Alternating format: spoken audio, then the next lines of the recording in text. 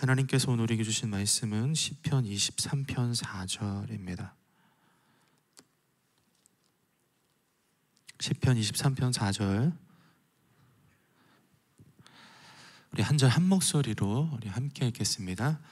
내가 사망의 음침한 골짜기로 다닐지라도 해를 두려워하지 않을 것은 주께서 나와 함께 하심이라. 주의 지팡이와 막대기가 나를 안위하시나이다. 아멘. 살다 보면은 앞이 캄캄할 때가 있죠. 한 번은 교회에 부임한 지 얼마 안 됐을 때였습니다. 이제 애들하고 이제 막 어떻게든 친해지려고 했던 그런 시기였는데, 어떻게 하면 아이들에게 더 가까이 다가갈 수 있을까 고민하다가 이제 교회 주소록이 있었거든요. 거기서 이제 아이들의 신상을 좀 이렇게 파악하자 해서 주소록을 이제 외우기 시작했는데, 거기에 보면 이제 부모님 이름이 나오고 이제 자녀들 이름 나오고, 그 옆에 간혹 이제 그 혼자 유학 온 학생들 홈스테이 한다 그러죠.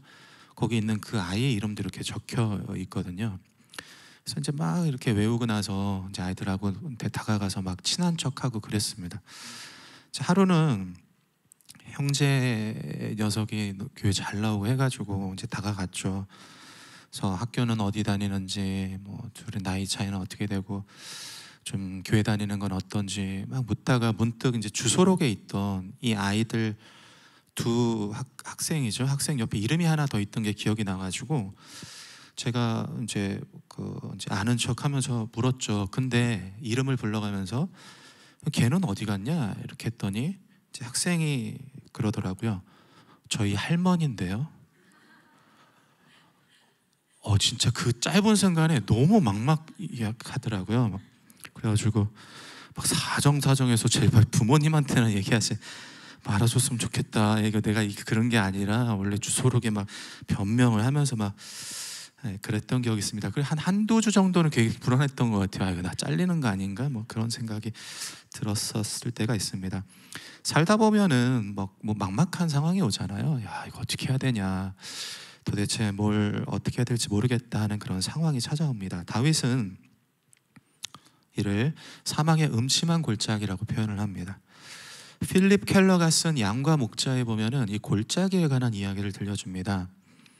목자는 양들을 데리고 이제 그 고지대로 가야 되는데, 왜냐하면 무더운 여름이 오면은 이제 낮은 지대에는 너무나 뜨겁고 풀이 잘 자라지 않기 때문에 이제 높은 산 중턱으로 이제 올라가야 합니다. 근데 이제 산 고지대로 올라가기 위해서 가장 좋은 길은 이 산과 산 사이에 나 있는 협곡길이라고 해요. 골짜기를 따라가야 된다고 합니다. 근데 골짜기는 어떤 곳이냐, 막 독풀이 자라 있고, 그리고 맹수의 이 위협이 가득하고, 또 그 위에서 이제 뭐 돌이 떨어질 수 있어서 양들에게 상당한 위험한 지역입니다. 더욱이 정오를 제외하고는 거의 이제 짙은 어둠이 깔려 있는 곳이 골짜기죠. 근데 오늘 본문에 다윗이 뭐라 그러냐면, 내가 사망의 음침한 골짜기에 있다라고 얘기를 하죠. 앞이 막막한 거예요. 앞이 안 보이는 거예요. 이거 어떻게 해야 되지? 불안하고 두렵고 그런 갑갑한 현실과 지금 다윗이 마주하고 있는 거예요. 근데 더 마음이 아픈 건 무엇이냐면, 4절에 보면 다윗이 사망의 음침한 골짜기를 휙 하고 빨리 도망간다라고 하지 않고요, 걷는다라고 되어 있어요. 그것은 뭐냐면 다윗 앞에 놓여 있는 문제가 사라지질 않는 거예요. 계속 다윗의 마음을 짓누르고 상심하게 하고 아프게 한다는 것이죠. 우리도 그런 것 같아요. 뭐 핸드폰을 새로 샀다가 떨어뜨리는 일, 지갑을 잃어버리거나 뭐 이런 거는 뭐 난감할 수 있지만 시간 좀 지나면 그냥 뭐 해프닝이잖아요. 그럴 수 있죠. 근데 직장에 갈 때마다 사사건건 부딪히는 사람이 있거나 멈추진 않잖아요. 자녀가 자라가면서 이 아이가 이제 학원을 하나씩 둘씩 더 늘어가며 가중되는 어떤 생활비에 대한 부담감이라든가, 또 질병으로 인해서 계속 사투를 벌이고 있거나, 가족 간의 대화가 단절되어 냉랭함이 지속될 수도 있고요. 혹은 교회의 난제가 풀리지 않고 여전할 수도 있죠. 우리는 깊고 어두운 골짜기를 걷습니다. 그럼 우리는 어떻게 해야 할까요? 제가 생각하기에 우리가 취할 수 있는 자세는 둘 중 하나인 것 같습니다. 세상의 방식을 따르거나 은혜로 일어서거나. 먼저 세상 사람들이 내일에 대한 불안감을 어떻게 대처하고 해소하려고 하는지 우리가 살펴보면 좋을 것 같습니다. 그 많은 심리학자들이 그 불확실성이라 그러죠. 앞이 캄캄해. 뭐 이런 상황이 찾아오면 되게 사람들이 몇 가지 반응을 한다 그러는데, 그중 이제 크게 두 가지로 살펴보면, 하나는 과잉 통제입니다. 내 앞이 어떻게, 내 인생의 길이 어둡기 때문에 언제 어디서 발을 헛디딜지 모르니까 미래에 일어날 일들을 예측해서 현재에 빡빡하게 대비를 하는 거예요. 그러므로 인해서 이제 안정감을 찾으려고 하는 태도죠. 뭐 가령 뉴스, 경제, 정치, 날씨, 교통정보, 질병까지 미래에 영향을 미칠 수 있는 정보를 계속 탐색을 합니다. 알아야 되니까. 어떻게 하지 그러는 거예요. 혹은 일정과 스케줄, 자기 루틴에 지나치게 집착할 수도 있어요. 내가 세운 대로, 계획한 대로 움직여져야 되거든요. 그래서 unexpected situation, 갑자기 어떤 상황이 딱 발생하면 화가 이렇게 나는 거예요. 누군가가 내 스케줄에 끼어들었거나 내 스케줄을 망쳐버리면 이제 뭐 안에서 분노가 일어나죠. 보통 이런 상황에 자기는 저 사람이 잘못해서 내가 화가 났다라고 생각하지만 실상 내 안에 불안감 때문에 그럽니다. 혹은 악착같이 저축을 할 수도 있고요. 신체 부위별로 보험을 몇 개씩 들어놓을 수도 있습니다. 또는 자녀에 대한 과도한 집착과 재정적 투자로 미래를 대비하려고 할 수도 있어요. 그러니까 어떻게 될지 모르니 지금 내가 다 이 상황을 통제하려고 하는 거죠. 불확실성에 대처하는 다른 방식 중 하나는 회피입니다. 도망치는 거예요. 어떤 문제나 사건이 닥쳤을 때 마주하기보다 숨어버리거나 뛰쳐나가는 거죠. 그래서 결정을 뒤로 미루거나 자기에게 맡겨진 책임을 소홀히 할 수도 있습니다. 이런 상황들이 이제 우리 일상에서 많이 일어날 수 있는데, 이런 둘 사이의 상황을 하나의 예로 제가 지어낸 이야기입니다. 혹시나 오해하실까 봐 지어낸 이야기로 한번 들려드리겠습니다. 자녀가 학교에 입학을 했는데 이제 적응을 못하는 거예요. 집에 올 때마다 계속 학교를 안 가겠다 그러고 방문을 걸어 잠그고 집 안에 방구석에 이제 들어 나오진 않는 거예요. 이런 상황이 있으면 가족의 미래는 불투명한 거예요. 어떻게 해야 되냐? 뭐 이런 상황인 거죠. 부부 사이도 안 좋고 부모와 자녀 사이도 안 좋을 수밖에 없죠. 그래서 안 되겠다 싶어서 남편이 말을 합니다. 전학시키자. 이사라도 안 되면 이사라도 가자. 이렇게 얘기를 합니다. 반대로 아내는 말하죠. 조금만 더 기다려보자. 다른 학교에 간다고 적응할 수 있다는 보장도 없고 애가 더 힘들어질 수도 있지 않냐. 여기서 남편은요, 문제를 해결하려고 하는 거야. 문제를 해결함으로 인하여서 자기가 안고 있는 현재의 불안감을 해소하려고 하는 거야. 근데 그게 지금 안 되잖아요. 그러니까 아내를 탓하기 시작하고 내가 가장인데 내 의견을 따라주지 않는다라고 화를 내는 거죠. 반대로 아내는 남편의 강압적인 말투, 성급한 결정 요구에 위축이 됩니다. 잠깐이라도 마음을 편하게 하고 싶은데 남편이 자꾸 와서 날카로운 말로 찌른단 말이에요. 그러니까 아내의 안정감이 없어 불안감이 증폭이 되는 것이죠. 양상은 다르지만 남편과 아내 모두 불안한 내일에 대한 현재 다른 방식의 안정을 찾고 있는 것이죠. 하나는 통제를 통해, 하나는 회피를 통해.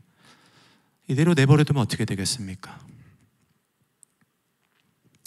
그래서 심리학자들은 처방전을 제시를 하는데 그 안전기지를 찾으라는 얘기를 하죠. 들어보셨는지 모르겠는데, 안전기지, 내가 이렇게 기댈 수 있고 나를 받아주고 내가 편히 쉴 수 있는 쉼터가 필요하다는 거예요. 뭐 부모님일 수도 있고 연인이 될 수도 있고 때론 친한 친구가 될 수도 있고 뭐 어떤 신념, 정치가 될 수도 있고 혹은 어떤 액티비티 활동이 될 수도 있죠. 그걸 통해서 이제 안정감을 취하라 이렇게 얘기를 합니다. 그런데 여기에는 전제 조건이 하나 필요합니다. 우리가 어떤 대상에 기대려면요, 그 대상은 움직이면 안 돼요. 대상이 변하지 않아야 우리는 기댈 수가 있습니다. 그런데 세상 어디에 변하지 않는 것이 어디 있습니까? 법 언제든지 바뀌어요. 정치, 경제, 사회, 문화, 예술, 욕망을 채우는 쾌락 다 바뀝니다. 돈, 가치가 왔다 갔다 합니다. 심지어 사람도 변덕스럽죠. 잘해주면 받아주고 좀 못해주면 거절합니다. 이게 세상이죠. 세상은요 다 바뀌어요.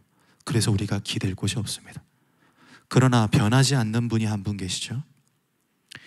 요동하지 않는 반석과 같은 분이 계십니다. 우리의 어떠함에도 흔들리지 않는 분이 계세요. 그분이 하나님이십니다. 다윗은 사망의 금침한 골짜기, 고통의 그림자가 드리워진 골짜기를 다녀도 불안하거나 두렵지 않다고 얘기를 해요. 왜 그렇습니까? 다윗이 소유가 풍족해서 그런가요? 친구가 많아서 그런가요? 내가 앞으로 일어날 일들을 대비해서 100가지를 내가 예측을 해서 완벽하게 대비를 해야지, 이렇기 때문에 다윗이 불안하지 않다라고 얘기를 합니까? 아니죠. 내가 사망의 음침한 골짜기를 다닐지라도 해를 두려워하지 않을 것은 주께서 나와 함께 하심이라. 하나님이 나와 함께 하심이라. 내가 하나님께 기대어 있기 때문에, 하나님이 나의 쉼터가 되시기 때문에, 내가 하나님 안에서 안정감을 찾을 수 있기 때문에, 그래서 두려워하지 않다라고 선언하는 것입니다. 우리 사랑하는 성도님들, 살아가다 보면은 두려운 일이 많아요. 하루하루 걱정들이 쌓여가고, 도대체 내일 어떻게 하지? 라는 그런 마음이 우리 가운데 찾아오죠. 그러나 걱정하지 마십시오. 하나님께서 여러분과 함께 하십니다. 주님이 함께 하시기 때문에 우리 안에 있는 모든 불안과 두려움과 삶의 문제들이 더 이상 나를 어찌하지 못하는 것이죠. 따라서 우리는 주께서 나와 함께 하심이라는 이 말씀을 붙들어야 돼요. 여기에는 두 가지 은혜가 있습니다. 우리가 골짜기를 지나가는 듯 어두운 인생길에서 어떻게 우리가 극복할 수 있느냐, 어떻게 이겨낼 수 있느냐, 제가 생각하기에 오늘 말씀으로 두 가지 은혜를 우리가 붙잡아야 합니다. 첫째는요, 은혜의 간격입니다. 우리가 본문을 보면서 거리를 알아야 돼요. 다윗은 1절과 3절에 하나님을요 히라고요 3인칭으로 부릅니다. 그는 나의 목자라고 하고요, 그가 나를 푸른 풀밭에 누이시며 그가 나를 쉴만한 물가로 인도하신도다. 3절, 그가 내 영혼을 일으키시고 자기 이름을 위하여 그가 나를 의의 길로 인도하신도다. 이렇게 되어 있어요. 3인칭으로 되어 있어요. 그러다가 갑자기 4절에 내가 사망의 음침한 골짜기를 다닐지라도 해를 두려워하지 않을 것은 주께서라고 되어 있습니다. 2인칭입니다. You are with me 이렇게 되어 있어요. 당신이 나와 함께 있다라고 얘기를 하는 거예요. 이게 우리가 인칭 변화가 우리 이게 막 한국말로 이렇게 막 확 와닿지 않은데,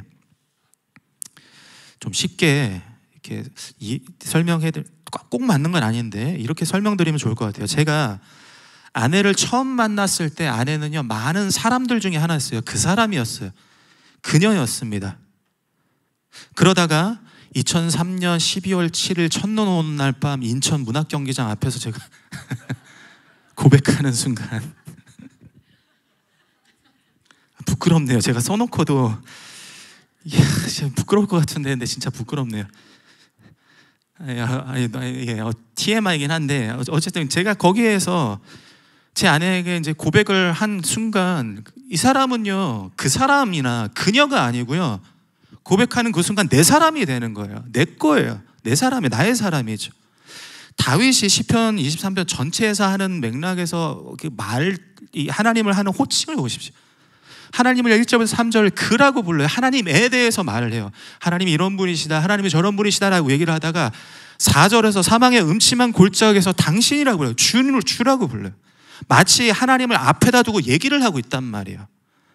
가장 가까이에서 마주하면서 대화를 하고 있어요. 그곳이 바로 사망의 음침한 골짜기입니다. 여러분들 우리 인생에서요 골짜기는 피하고 싶어요. 하나님 내가 갑갑합니다. 내가 두려워요. 내가 힘들어요. 어두워요. 보이지가 않아요. 막막해. 하나님 어떻게 해야 됩니까? 하나님 빨리 해결해 주세요. 이렇게 얘기할지 모르지만 하나님의 입장에서 그 자리는 축복의 자리예요. 왜 그렇습니까? 하나님과 가장 가까이에 있기 때문이죠. 밝을 때는요 저 멀리 있는 사람 보이지만 어두울 때는요 와야 돼요. 가까이 와야 돼요. 안 보여요. 마주 앞에 코앞에서 봐야 그 사람이 보이죠.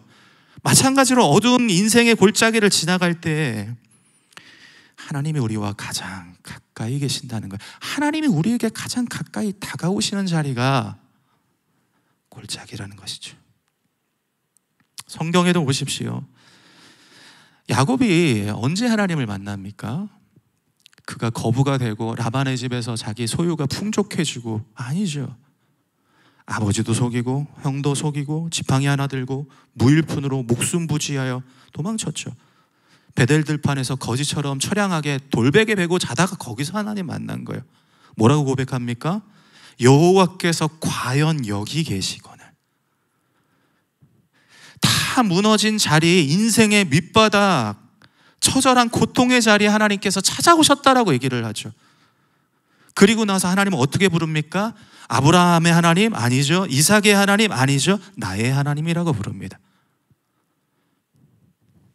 요셉도 보십시오. 성경에 하나님이 요셉과 함께한다라는 말씀 구절이 총 4번 나옵니다.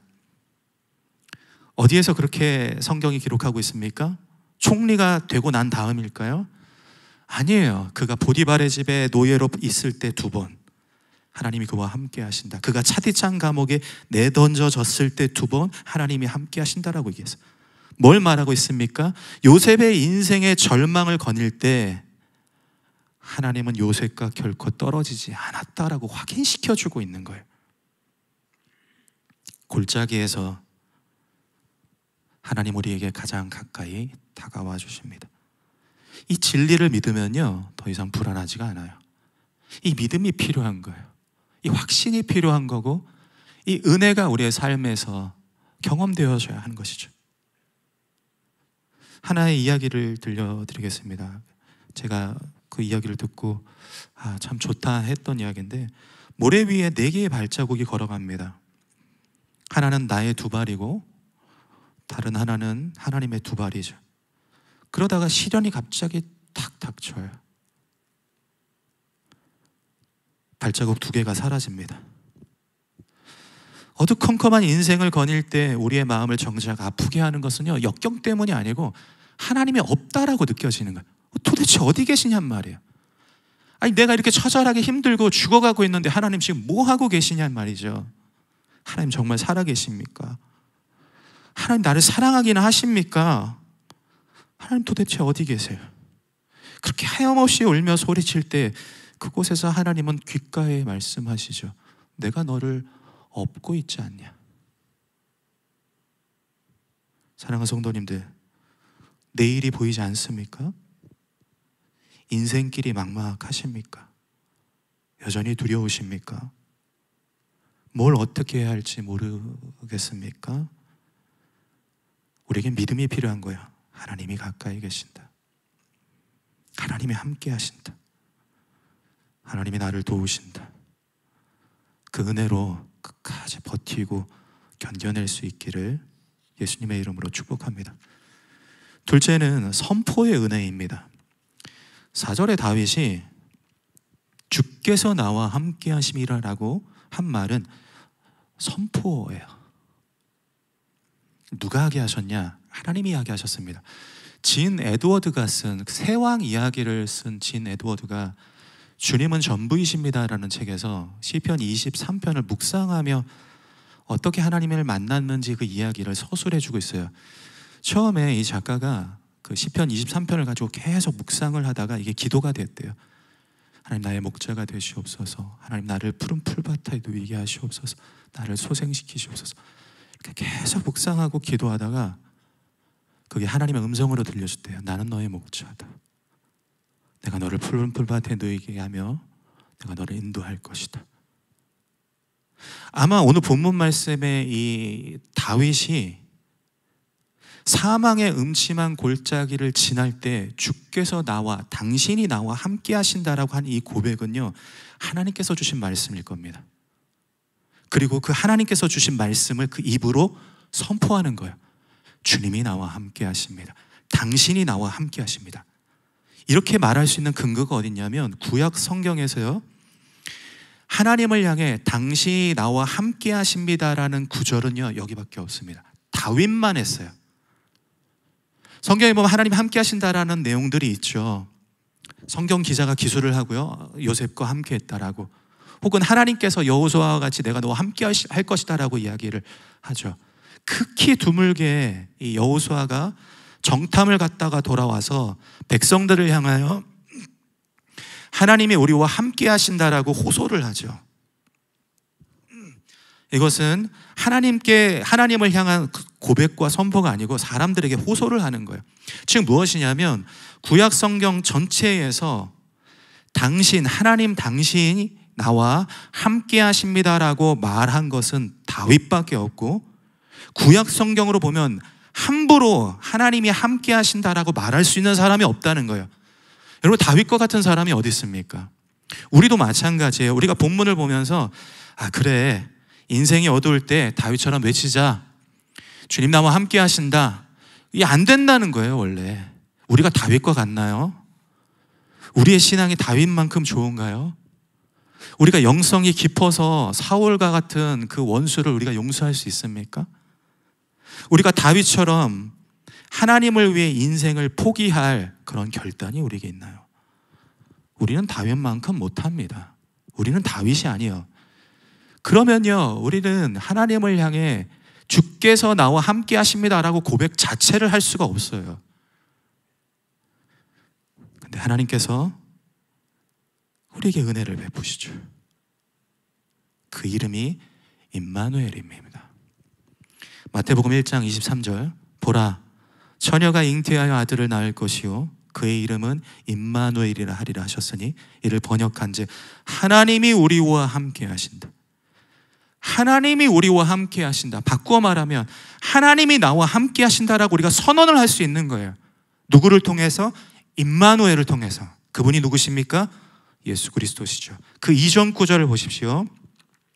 마태복음 1장 21절 22절입니다. 아들을 낳으리니 이름을 예수라 하라. 이는 그가 자기 백성을 그들의 죄에서 구원할 자이심이라 하니라.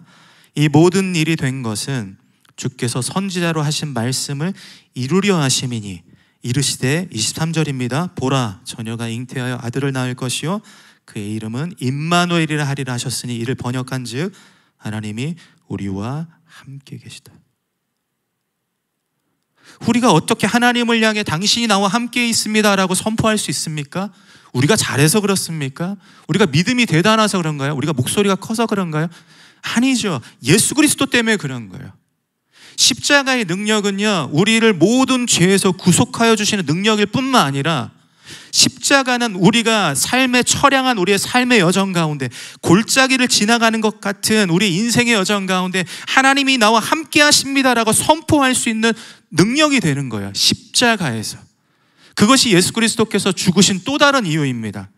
나의 영혼을 살리고 나를 영생하게 하고 나를 천국으로 이끌어주는 것뿐만 아니라 지치고 낙담하고 상심하고 울적하고 우울하고 불안한 우리의 인생의 여정에 내 입술을 통해 하나님이 함께 하심을 선포하게 하는 것이죠.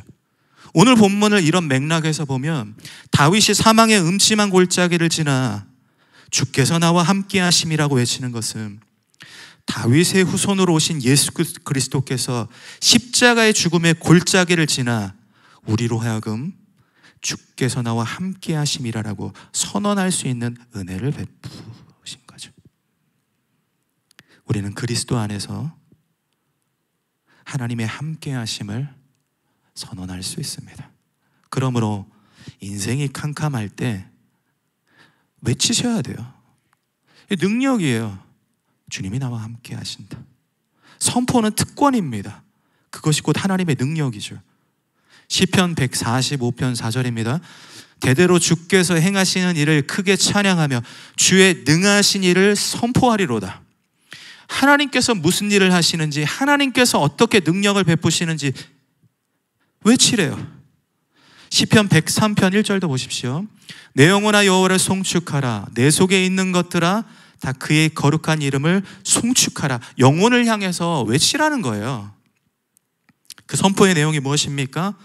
3절부터 5절까지 그가 내 모든 죄악을 사하시며 내 모든 병을 고치시며 내 생명을 파멸해서 속량하시고 인자와 긍휼로 관을 씌우시며 좋은 것으로 내 소원을 만족케 하사 내 청춘을 독수리같이 새롭게 하시는 분이 하나님이시다. 그 하나님이 나와 함께 하심을 선언하라는 거죠.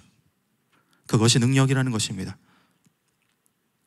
지난 금요기도회에서 학생들이 이제 앞에서 찬양 인도를 하는데 마음이 굉장히 뭉클했습니다. 그 마지막 찬양 중 가사가 아이들이 막 이 가사를 막 이렇게 고백하는데 되게 막 마음이 뜨겁더라고요. 이 가사입니다. 주님, 그 나라에 이를 때까지 순례의 걸음 멈추지 않으며 어떤 시련이 와도 나 두렵지 않네. 주와 함께 걷는 이 길에. 이 아이들이요 두렵지 않다고 외칩니다. 어떤 시련이 닥쳐와도 불안해하지 않을 거다라고 아이들이 막 선언하죠. 왜 그렇습니까? 주와 함께 걷기 때문이죠.